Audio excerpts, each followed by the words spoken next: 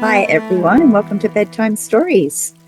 Outside right now, the rain is pouring down and there's thunder and lightning. So if you hear a loud noise, don't worry too much. It's probably just a clap of thunder.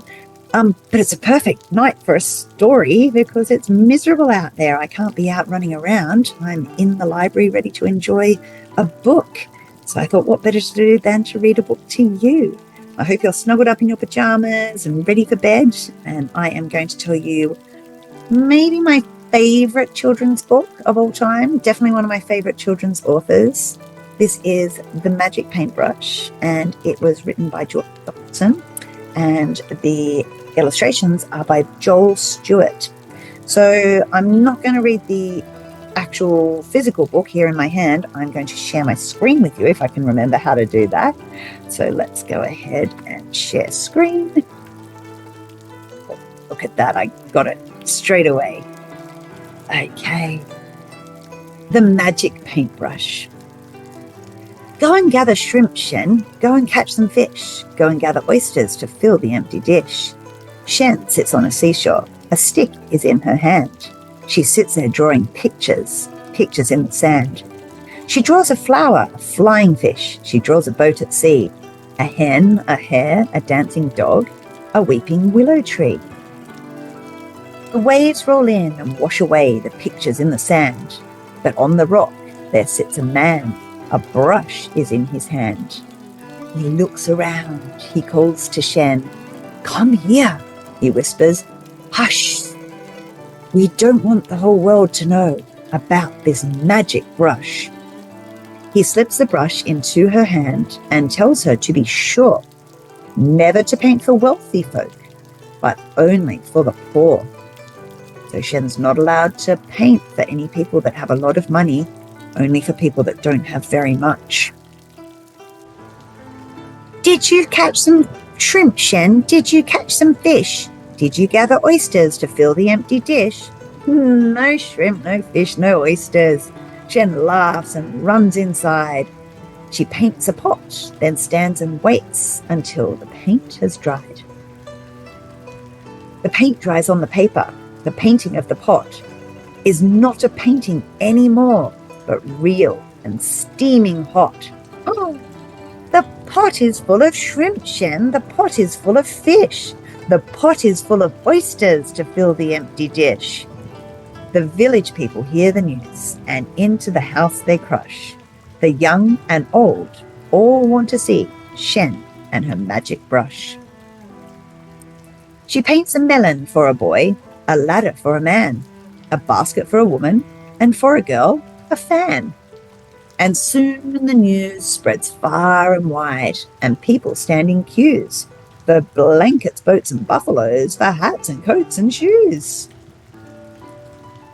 The news spreads over the fields of sand. No, it doesn't. The news spreads over the fields of rice and over the desert sands, until at last, inside Shen's house, a powerful emperor stands. I wonder if you know what an emperor is.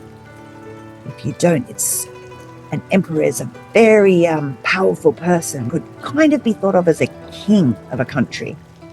And this is what he said. "I order you to paint a tree and make it very big. Instead of leaves, paint golden coins, 100 on each twig." Shen shakes her head. "Your Majesty, I wish to be sure never to paint for wealthy folk, but only for the poor." The emperor scowls. He stamps his foot. He bellows to his men, "Seize the magic paintbrush and seize that girl called Shen." Oh no! Now Shen sits in a prison upon a cold stone floor. She waits there till the emperor opens the prison door. He holds the magic paintbrush. He orders, "Paint that tree! Paint me my tree of golden coins, and then you shall go free."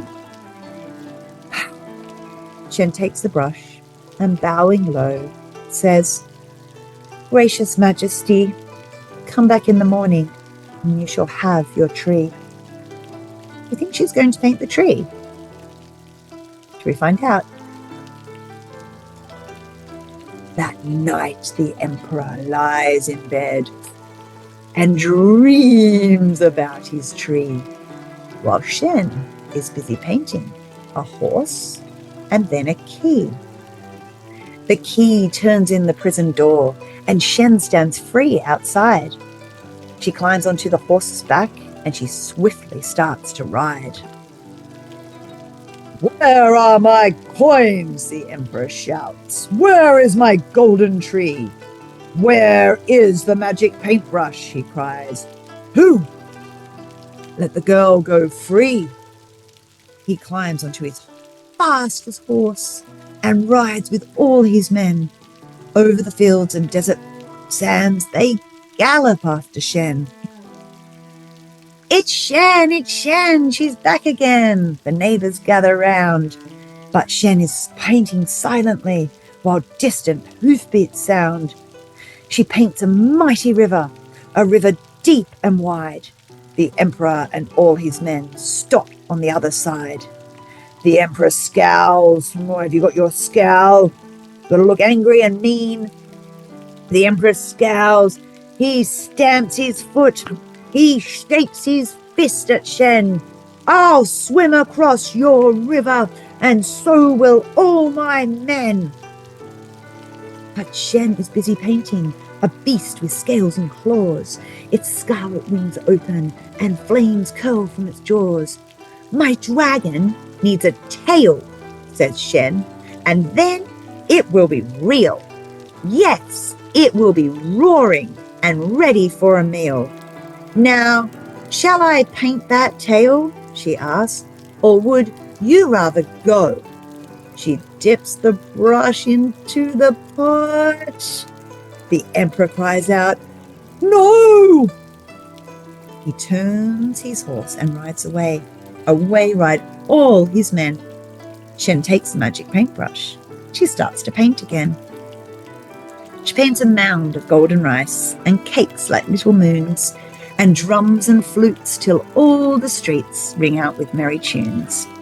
The sun goes down, the moon comes out and shines as bright as day, while Shen and all the villagers, they dance the night away. And that's the end of the story. I hope you enjoyed that story, but I also hope that you don't dance the night away, because I know that your parents will want you going to bed. Have a wonderful evening. Have a wonderful sleep, and hopefully I'll see you at school tomorrow. Bye.